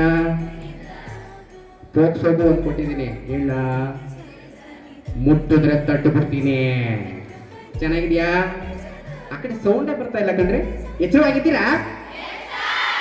Very good. ನನ್ನೊಂದಿಗಿರಿ, ವಿಚಾರದೊಂದಿಗಿರಿ, ವಿಷಯದೊಳಗಿರಿ, ಸರಿನಾ? ಕೇವಲ 10 ನಿಮಿಷದಲ್ಲಿ ಮುಗಿಸ್ಬಿಟ್ಟು ನಿಮ್ಮನ್ನೆಲ್ಲ ಭರ್ಜರಿ ಊಟ ಇದೆಯಾ ಮೇಡಮ್? ಖಂಡಿತ. ಕಾತ್ರಿ ಹೋಗೋಣ, ಓಕೆನಾ? ಹಾಗಾಗಿ ಈ ನಿಷೇಧ ಕಾಯ್ದೆನ ತಂದಿದ್ದಾರೆ. ವಾಟ್ ಈಸ್ ಬಾಲ್ಯ ವಿವಾಹ ಸರ್? ಏನಿದು ಬಾಲ್ಯ ವಿವಾಹ? 18 ವರ್ಷ ತುಂಬಿರದ ಹುಡುಗಿಗೆ, ಹುಡುಗನಿಗಾದ್ರೆ 21 ವರ್ಷ ತುಂಬಿರದ ಹುಡುಗ ಹುಡುಗಿಗೆ ಏನಾದ್ರೂ ಮದುವೆ ಮಾಡಿದ್ರೆ ಅದನ್ನ ಬಾಲ್ಯ ವಿವಾಹ ಅಂತ ಕರಿತೀವಿ. ಇಷ್ಟೇ, ಸಿಂಪಲ್, ಇನ್ನೇನು ಇಲ್ಲ. ಹುಡುಗಿಗೆ ಕಂಪಲ್ ಆಗಿ 18 ವರ್ಷ ತುಂಬಿರಬೇಕು, ಹುಡುಗನಿಗೆ 21 ವರ್ಷ ತುಂಬಿರಬೇಕು. ಇದು ಕಾನೂನು ವಿಧಿಸಿರುವಂತಹ ವಯಸ್ಸಿನ ಮಾನದಂಡ. ನಿಂತ್ಕೊಂಡು ಯಾರ್ಯಾರೆಲ್ಲ ಮಾಡಿರ್ತಾರೋ, ಉಂಡಿರ್ತಾರೋ, ಅಕ್ಷತೆ ಹಾಕಿರ್ತಾರೋ, ವಿಡಿಯೋಗ್ರಾಫರ್ ಮಾಡಿರ್ತಾರೋ, ಮೈಕ್ ಸೆಟ್ ನಾವು ನಿನ್ನೂ ಅಷ್ಟೇ ಕಣಪ್ಪ, ಎಲ್ಲರನ್ನು ಹೇಳಕ್ ಹೋಯ್ತಾ ಇರೋದಿಯೇ, ಎಲ್ರಿಗೂ ಶಿಕ್ಷೆ ಹಾಕ್ತಾ ಇರೋದಿಯೇ. ಜೊತೆಗೆ ಗಿಫ್ಟ್ ಅಂತ ಅಲ್ಲಿ ಮುಯ್ಯಾಕ್ಲಿಲ್ಲ, ಇಲ್ಲ 50,000 ರೂಪಾಯಿ ಕೊಡ್ಬೇಕಷ್ಟೇ ಸರ್ಕಾರಕ್ಕೆ. ದಂಡ 50,000 ರೂಪಾಯಿ ದಂಡ ಅಷ್ಟೇ. ಅಲ್ಲಿ ಮುಯ್ಯಾಕ್ಲಿಲ್ಲ, ಇಲ್ಲ ಹಾಕ್ಸ್ಕೊತಾರೆ. ರೆಡಿ ಆಗಿರ್ಬೇಕು. ಹೋದ್ರೆ ನೀವು ಹೋಗಲ್ಲ ಬಿಡಿ, ಇಲ್ಲಿರೋರೆಲ್ಲ ಒಳ್ಳೆ ಮಕ್ಳು, ಅದನ್ನು ವಿರೋಧಿಸ್ತೀರಿ, ನನಗೆ ಗೊತ್ತಾಗುತ್ತೆ ನೋಡ್ತೀನಿ. ಇದಿಷ್ಟು ಶಿಕ್ಷೆ ಆಗೋಯ್ತು. ಆ ವಯಸ್ಸೇ ಒಂದಷ್ಟು ನಿಮ್ಮ ಮಾನಸಿಕ ಸೀಮಿತವಾದ ಆಕರ್ಷಣೆ. ಆ ಹದಿಹರದ ವಯಸ್ಸಿನಲ್ಲಿ ನೀವೇನೆಲ್ಲ ರೀತಿಯಾದಂತ ಸಮಸ್ಯೆಗಳನ್ನ ಎದುರಿಸ್ತೀರಿ ಅಂತ ತಿಳಿಸುವಾಗ ನನಗೆ ಒಂದು ಸಣ್ಣದಾದಂತ ಒಂದು ಸಂಗತಿ ನೆನಪಾಯ್ತು.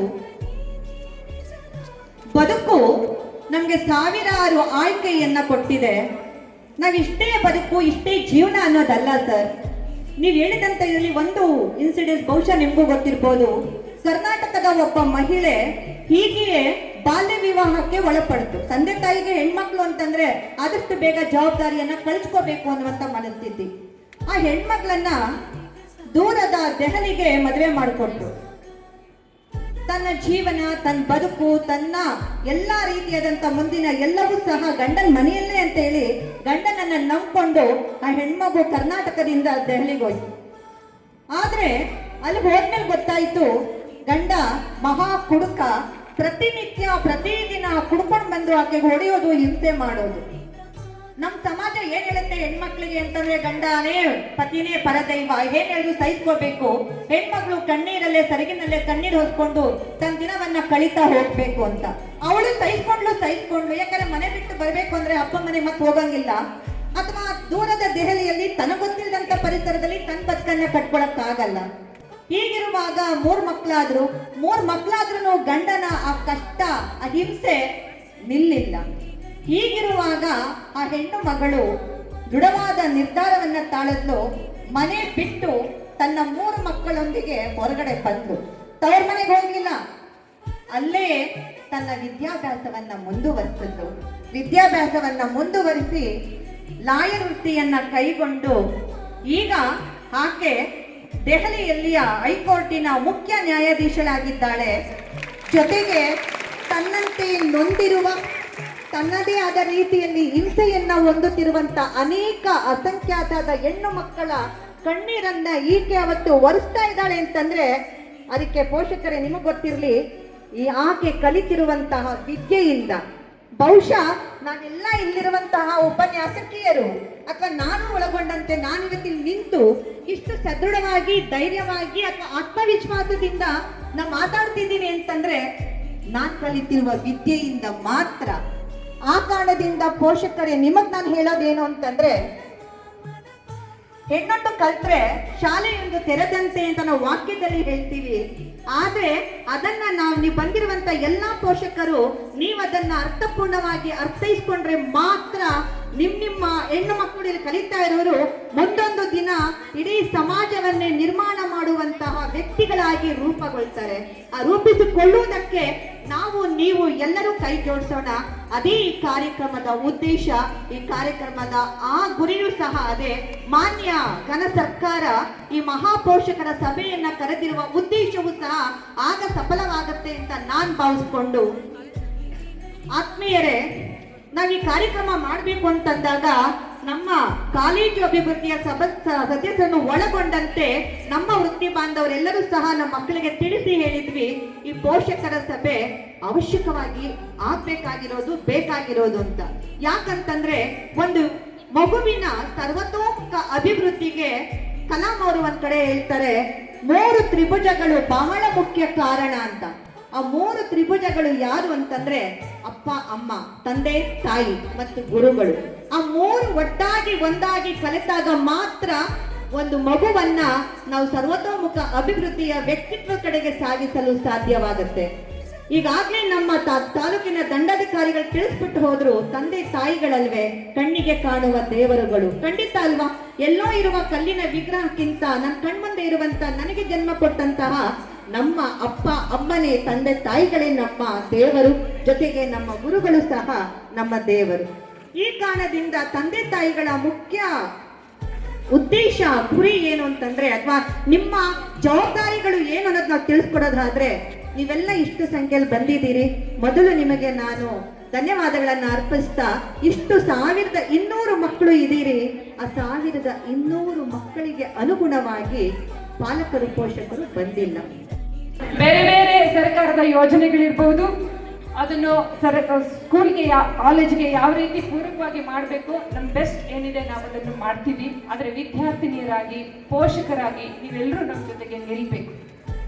ತುಂಬಾ ಜನ ಆಲ್ರೆಡಿ ಹೇಳಿದ್ದಾರೆ, ನಾನು ಪುನಃ ರಿಪೀಟ್ ಮಾಡಕ್ಕೆ ಇಷ್ಟಪಡಲ್ಲ.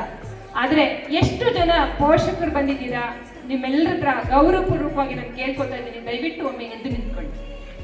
ಎಷ್ಟು ಜನ ಪೋಷಕರು ಬಂದಿದ್ದಾರೆ?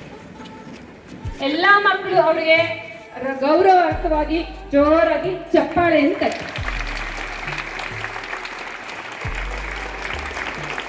ದಯವಿಟ್ಟು ಕೂತ್ಕೊಳ್ಳಿ ಸರ್. ಯಾಕಂದ್ರೆ ಬರ್ದಿದ್ದವ್ರ ಬಗ್ಗೆ ಮಾತಾಡ್ತಾ ಇರ್ಬೋದು, ನಿಮ್ ಉಪನ್ಯಾಸಕರ ಜೊತೆಗೆ ಮಾತಾಡುತ್ತಿರ್ಬೋದು, ಅಥವಾ ನಿಮ್ ಪ್ರಿನ್ಸಿಪಾಲ್ ಹತ್ರ ಮಾತಾಡೋದಿರ್ಬೋದು. ತುಂಬಾ ಮುಖ್ಯ ನೀವು ಈ ಕಾರ್ಯಕ್ರಮಗಳಲ್ಲಿ ಭಾಗವಹಿಸುವಂಥದ್ದು. ಎಲ್ಲರೂ ಜವಾಬ್ದಾರಿ ತಗೋತೀರಾ? ನೀವು ಜವಾಬ್ದಾರಿ ತಗೊಂಡ್ರೆ ಎಲ್ಲದೂ ಸಾಧ್ಯ. ಮಲಾಲಾ ಹೆಸರು ಕೇಳಿದ್ದೀರಾ ನೀವು? ಎಷ್ಟು ಜನ ಮಲಾಲಾ ಹೆಸರು ಕೇಳಿದ್ದೀರಾ? ಗೊತ್ತಿಲ್ವಾ ಯಾರಿಗೂ ಮಲಾಲಾ ಯಾರು ಅಂತ? ನೀವ್ ಯಾರು ಕೇಳಿಲ್ವಾ? ನೋಬೆಲ್ ಪ್ರಶಸ್ತಿ ಪುರಸ್ಕೃತರವರು 15ನೇ ವಯಸ್ಸಿನಲ್ಲಿ ಅಲ್ವಾ ಮೇಡಮ್ ಅವರಿಗೆ ನೋಬೆಲ್ ಪ್ರಶಸ್ತಿ ಸಿಕ್ಕಿದ್ದು? ಪಾಕಿಸ್ತಾನದ ಒಂದು ಕಡಿಮೆ ಪ್ರದೇಶದಲ್ಲಿ ಹುಟ್ಟಿದ ಹುಡುಗಿ, ಅವರಿಗೆ ಅಲ್ಲಿ ವಿದ್ಯಾಭ್ಯಾಸಕ್ಕೆ ಅವಕಾಶನೇ ಇರಲಿಲ್ಲ. ತಾಲಿಬಾನ್ ಅವರು ಹೇಳ್ತಾ ಇದ್ರು, ಏನು ಹೆಣ್ಮಕ್ಳು ಸ್ಕೂಲ್ಗೆ ಹೋಗೋಂಗಿಲ್ಲ, ಓದುವಂಗಿಲ್ಲ ಅಂತ. ಆದ್ರೆ ಅಲ್ಲಿ ಒಂದು ಫ್ಯಾಮಿಲಿ ಇತ್ತು, ಒಂದು ಕುಟುಂಬ ಇತ್ತು, ಅವರು ಹೆಣ್ಣು ಮಕ್ಕಳಿಗೋಸ್ಕರನೇ ಸ್ಕೂಲ್ ನಡೆಸ್ತಾ ಇದ್ರು. ಆ ಕುಟುಂಬದಿಂದ ಬಂದಿರುವ ಮಲಾಲಾ 11ನೇ ವಯಸ್ಸಿನಲ್ಲಿ ಅವಳು ಹೆಣ್ಣು ಮಕ್ಕಳಿಗೆ ವಿದ್ಯಾಭ್ಯಾಸ ನಮ್ಮ ಹಕ್ಕು ಅಂತ ಪೇಪರ್ಗೆ BBC-ಗೆಲ್ಲ ಬರೆಯಕ್ಕೆ ಶುರು ಮಾಡ್ತಾಳೆ. ಅವಳು ಸ್ಕೂಲ್ಗೆ ಹೋಗ್ತಾ ಇರುವಾಗ ಸ್ಕೂಲ್ ಮೇಲೆ ತಾಲಿಬಾನ್ ಅವ್ರು ಬಂದು, ಬಸ್ ಮೇಲೆ ತಾಲಿಬಾನ್ ಅವ್ರು ಬಂದು ಮಾಡ್ತಾಳೆ, ಫಂಡ್ ರೈಸ್ ಮಾಡ್ತಾಳೆ, ಒಂದು ಪುನಃ ಹೆಣ್ಣು ಮಕ್ಕಳ ಎಜುಕೇಶನ್ಗೋಸ್ಕರ ಹೋರಾಟ ಮಾಡ್ತಾಳೆ. ತನ್ನ ಬರೀ 15ನೇ ವಯಸ್ಸಿನಲ್ಲಿ ಅವಳು ನೋಬೆಲ್ ಪ್ರಶಸ್ತಿ ಪಡಿತಾಳೆ. ಮತ್ತೆ ಆಕ್ಸ್ಫರ್ಡ್ ಯೂನಿವರ್ಸಿಟಿಯಲ್ಲಿ ಅವಳು ಓದಿ ಎಜುಕೇಶನ್ ಕಂಪ್ಲೀಟ್ ಮಾಡಿ ಇವತ್ತಿಗೂ ಅವಳು ಹೋರಾಟ ಮಾಡಿದ್ದು ಮೀರ್ಬಿಟ್ಟು ಆ ತರ ಎಜುಕೇಶನ್ ಪಡ್ಕೊಂಡು ಈ ತರ ಹೋರಾಟ ಮಾಡ್ತಾ ಇದ್ದಾರೆ ಅಂದ್ರೆ ನಿಮ್ಗೆ ಸಾಧ್ಯ ಇದೆಯಾ ಇಲ್ವಾ? ನಿಮ್ಮ ಅಪ್ಪ ಅಮ್ಮನ ಒಪ್ಪಿಸ್ಬಿಟ್ಟು ಕರ್ಕೊಂಡ್ ಬರಕ್ ಆಗಲ್ವಾ ಮಕ್ಕಳ? ಆಗತ್ತಾ ಆಗಲ್ವಾ? ಎಷ್ಟು ದೊಡ್ಡ ವಿಷಯ. ದಿನ ಬೀಗರ ಊಟ ಅಂತ ಹೋಗ್ತಿರ್ತಾರೆ, ಸತ್ಯನಾರಾಯಣ ಪೂಜೆ, ಆ ದೇವಸ್ಥಾನ ಈ ದೇವಸ್ಥಾನ ಅಂತ. ಇದಕ್ಕಿಂತ ದೊಡ್ಡ ದೇವಸ್ಥಾನ ಬೇಕಾ? ನಿಮಗಿದ್ರೆ ತಾನೇ ಗೌರವ ನಿಮ್ಮ ಪೋಷಕರಿಗಿರೋದು. ಇಷ್ಟು ಫ್ರೀಯಾಗಿ ಎಜುಕೇಶನ್ ಕೊಡ್ತಾರೆ, ಇಂಥ ಕಟ್ಟಡ ಇದೆ. ನಿಮ್ಗೆ ಗೊತ್ತಾ, ಪ್ರೈವೇಟ್ ಸ್ಕೂಲ್ನಲ್ಲಿ ನಾನು ಇದನ್ನ ಹೇಳ್ಬಾರ್ದು, ನಮ್ದು ಪ್ರೈವೇಟ್ ಸ್ಕೂಲ್ ಟೀಚರ್ಸ್ ಬಗ್ಗೆ ಗೌರವ ಇದೆ. ಯಾರು ಒಳ್ಳೆ ಕ್ವಾಲಿಫೈಡ್ ಟೀಚರ್ಸ್ ಇರ್ತಾರೆ, ಅವ್ರು ಯಾವ ಸ್ಕೂಲಲ್ಲಿ ಇರ್ತಾರೆ, ಯಾವ ಕಾಲೇಜಲ್ಲಿ ಇರ್ತಾರೆ? ಅಂತ ಟೀಚರ್ಸ್ ಇದ್ದಾರೆ, ಲೆಕ್ಚರ್ಸ್ ಇದ್ದಾರೆ. ಇಷ್ಟು ಒಳ್ಳೆ ಕಟ್ಟಡ ಇದೆ, ಇಷ್ಟು ಕಡಿಮೆ ರೇಟಲ್ಲಿ. ನಾನು ನನ್ನ ಮಗಳನ್ನ ಪ್ರೈವೇಟ್ ಸ್ಕೂಲ್ಗೆ ಕಳಿಸ್ತಾ ಇದ್ದೀನಿ. ಎಷ್ಟು ಡೊನೇಷನ್ ಕಟ್ತೀವಿ, ಎಷ್ಟು ಪ್ರಾಬ್ಲಮ್ ಇದೆ ಅಲ್ಲಿ. ಇಂಥ ಒಳ್ಳೆ ಕಾಲೇಜ್ ಇರುವಾಗ ನಿಮ್ ಪೇರೆಂಟ್ಸ್ಗೆ ಒಂದ್ ಸ್ವಲ್ಪ ಕೃತಜ್ಞತೆ ಬೇಡವಾ? ಅಥವಾ ಅವರಲ್ಲಿ ಕೃತಜ್ಞತೆ ಮೂಡಿಸುವ ಜವಾಬ್ದಾರಿ ನಿಮ್ಮೆಲ್ಲರಿಗೂ ಇದೆಯಾ ಇಲ್ವಾ? ಇನ್ನೇನ್ ನಿಮ್ಗೆ ಆಮಂತ್ರಣ ಪತ್ರಿಕೆ ಕೊಡ್ಬೇಕಾ? ನಾವು ಏನ್ ಕೇಳ್ತೀವಿ ನಿಮ್ಮ ಹತ್ರ ಬಂದು? ಯಾವ ಡೊನೇಷನ್ ಕೇಳ್ತೀವಿ? ನೆಕ್ಸ್ಟ್ ಟೈಮ್ ಇದು ರಿಪೀಟ್ ಆಗಬಾರ್ದು. ಎಲ್ಲ ಗಣ್ಯರಿಗೂ, ಪೋಷಕರಿಗೂ ಹಾಗೂ ಎಲ್ಲ ವಿದ್ಯಾರ್ಥಿಗಳಿಗೂ ನನ್ನ ನಮನಗಳು. ಮೊದಲನೇದಾಗಿ ಎಲ್ಲ ಮಕ್ಕಳಿಗೂ ಮಕ್ಕಳ ದಿನಾಚರಣೆಯ ಶುಭಾಶಯಗಳು. ಮೊದಲು ನಾನು ಹೇಳಕ್ಕೆ ಇಷ್ಟಪಡ್ತೀನಿ ಅಂತಂದ್ರೆ, ನಾನು ಓದಿದ್ದು ಕೂಡ ಇದೇ ಸರ್ಕಾರಿ PU ಕಾಲೇಜಿನಲ್ಲಿ. ಈಗ ನಾನು ಕಳೆದ 15 ವರ್ಷಗಳಿಂದ ನ್ಯೂ ಡನ್ ಬಾಸ್ಕೋ ಶಾಲೆಯಲ್ಲಿ ಶಿಕ್ಷಕಿಯಾಗಿ ಕೆಲಸ ನಿರ್ವಹಿಸ್ತಾ ಇದ್ದೇನೆ. ಇಲ್ಲಿನ ಎಜುಕೇಶನ್ ಬಗ್ಗೆ ಮಾತಾಡೋದೇ ಇಲ್ಲ, ಯಾಕೆಂದರೆ ನಾನು ಇಲ್ಲಿನ ಒಂದು ವಿದ್ಯಾರ್ಥಿಯಾಗಿ ಅದನ್ನು ನಾನು ಅನುಭವಿಸಿದ್ದೀನಿ. ಹಾಗೆ ನಮ್ಮ ಹುಡುಗಿನೂ ಕೂಡ ಇದೇ ಕಾಲೇಜಿನಲ್ಲಿ 2nd PUC ಓದ್ತಿದ್ದಾಳೆ, ಸಂಜನಾ ಅಂತ. ಇಲ್ಲಿನ ಎಜುಕೇಶನ್ ತುಂಬ ಚೆನ್ನಾಗಿದೆ, ಎಲ್ಲ ಟೀಚರ್ಸ್ಗಳು ಲೆಕ್ಚರ್ಸ್ಗಳು ಚೆನ್ನಾಗಿ ಪಾಠ ಮಾಡ್ತಾರೆ ಅಂತ ಹೇಳ್ತಿದ್ದಾಳೆ. ಹಾಗೆ ಅವಳು ಕೂಡ ಎಫರ್ಟ್ ಹಾಕ್ತಿದ್ದಾಳೆ. ನನ್ನ ಹತ್ರ ಜಾಸ್ತಿ ಏನು ಹೇಳಿಸ್ಕೊಡಲ್ಲ, ಓದು ಬರೀ ಅಂತ ಏನು ಹೇಳಿಸ್ಕೊಡಲ್ಲ. ಅವಳು ವರ್ಕ್ ಅವ್ಳು ಮಾಡ್ಕೊಂಡು ಹೋಗ್ತಾಳೆ. ಪರವಾಗಿಲ್ಲ, ಅವಳು ಚೆನ್ನಾಗಿ ಮಾರ್ಕ್ಸ್ ತೆಗಿತಿದ್ದಾಳೆ. ನನಗೆ ಸ್ಯಾಟಿಸ್ಫ್ಯಾಕ್ಷನ್ ಇದೆ. ಜೊತೆಗೆ ಈಗ ರೀಸೆಂಟಾಗಿ ಮೊನ್ನೆನೇ ಹೇಳಿದ್ದು, ನಮಗೆ ಒಂದು ಸಪ್ರೇಟ್ ರೂಮಲ್ಲಿ ಹಾಕಿದ್ದಾರೆ, ಅಲ್ಲಿ ಒಂದು ಸ್ಮಾರ್ಟ್ ಕ್ಲಾಸನ್ನು ಮಾಡ್ತಿದ್ದಾರೆ ಅಂತೇಳಿ ತುಂಬ ಖುಷಿ ಆಯಿತು. ಹಾಗೆ ಮೊದಲು ಏನು ಅಂದರೆ ಲಾಸ್ಟ್ ಇಯರೇ ನನಗೆ ಖುಷಿಯಾಗಿದ್ದು ಅಂದರೆ ಕೋಚಿಂಗ್ ಕ್ಲಾಸ್ ಕೊಡ್ತಿರುವಂಥದ್ದು. ಹೊರಗಡೆ ಆದರೆ ನಾನು ನೋಡಿದ್ದೀನಿ, ನಮ್ಮ ಸ್ಕೂಲಲ್ಲಿ 10th ಮುಗಿಸ್ಕೊಂಡು ಹೋಗೋ ಮಕ್ಳುಗಳು ಹೇಳ್ತಿದ್ದಾರೆ, ಪೇರೆಂಟ್ಸ್ ಹೇಳ್ತಿದ್ದಾರೆ, ನಾನು ಇಷ್ಟು ಲಕ್ಷ ಕಟ್ತೆ, ಅಷ್ಟು ಕಟ್ತೆ, ಇದಕ್ಕೆ ಇಷ್ಟೊಂದು 1,000 ರೂಪಾಯಿ, 80,000, 60,000 ಅಂತ ಕಟ್ತಾ ಇದ್ದೀವಿ ಅಂತ ಹೇಳ್ತಾರೆ. ಆದರೆ ನಮ್ಮ ಕಾಲೇಜಿನಲ್ಲಿ ಅದು ಯಾವುದೂ ಇಲ್ಲ, ನೀವು ಫ್ರೀಯಾಗಿ ಕೊಡಿಸ್ತಿದ್ದಾರೆ. ಎಲ್ಲ ಮಕ್ಕಳು ಇದನ್ನ ಸದುಪಯೋಗ ಪಡಿಸ್ಕೋಬೇಕು. ಕಾಲೇಜ್ಗೆ ಚಕ್ಕರ್ ಹಾಕೋದನ್ನು ಮೊದಲು ಬಿಡಬೇಕು. ಅವತ್ತು ಮಾಡಿದ ವರ್ಕನ್ನು ಅವತ್ತೇ ಮುಗಿಸ್ಕೋಬೇಕು. ಎಲ್ಲ ವಿದ್ಯಾರ್ಥಿಗಳಿಗೂ ಹೇಳ್ತಾ ಇದ್ದೀನಿ, ನೀವು ಕಷ್ಟಪಟ್ಟು ಓದಿದ್ರೆ ಮುಂದೆ ನೀವು ಸುಖವಾಗಿ ಜೀವನವನ್ನು ನಡೆಸ್ಬೋದು. ನಿಮ್ಮ ಪೇರೆಂಟ್ಸ್ಗೂ ಕೂಡ ತುಂಬ ಖುಷಿ ಆಗುತ್ತೆ. ನೀವು ಅವರನ್ನ ಮುಂದೆ ನೋಡ್ಕೊಳ್ಳೋದಕ್ಕೂ ಕೂಡ ಅನುಕೂಲ ಆಗುತ್ತೆ.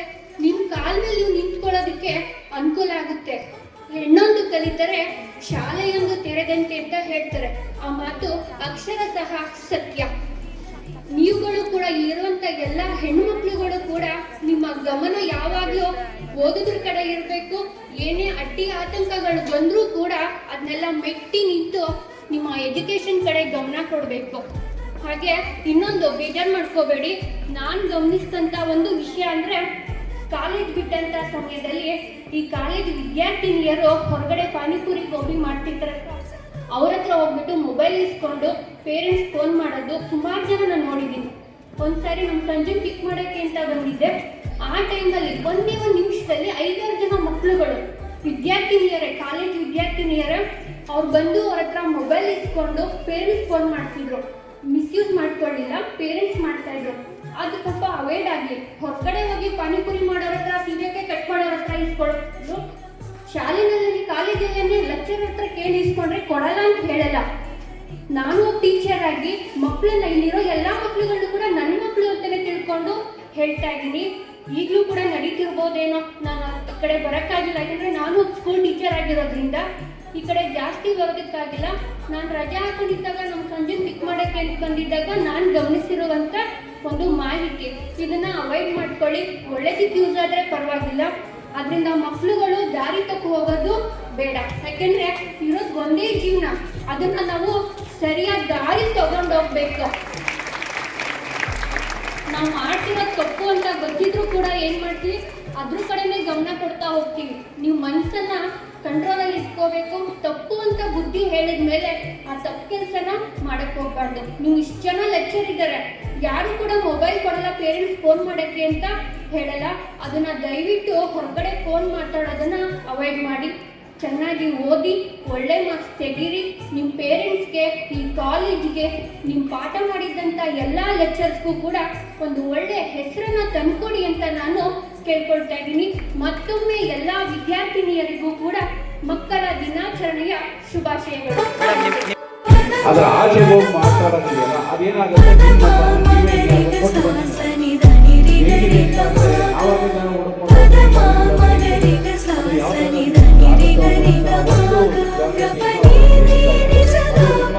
ಕೂಡ ಇರಬೇಕು. ಹಾಗೆ ಭಾನುವಾರ ಕೂಡ ನಮ್ಮಲ್ಲಿ ನಮ್ಮ ಕಾಲೇಜಿನಲ್ಲಿ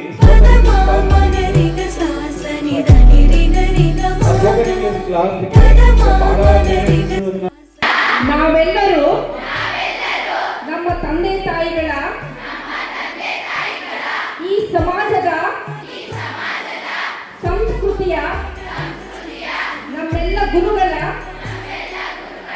ಘನತೆಯನ್ನು, ಗೌರವವನ್ನು ನಿರಂತರವಾಗಿ ಕಾಪಾಡುತ್ತೇವೆ.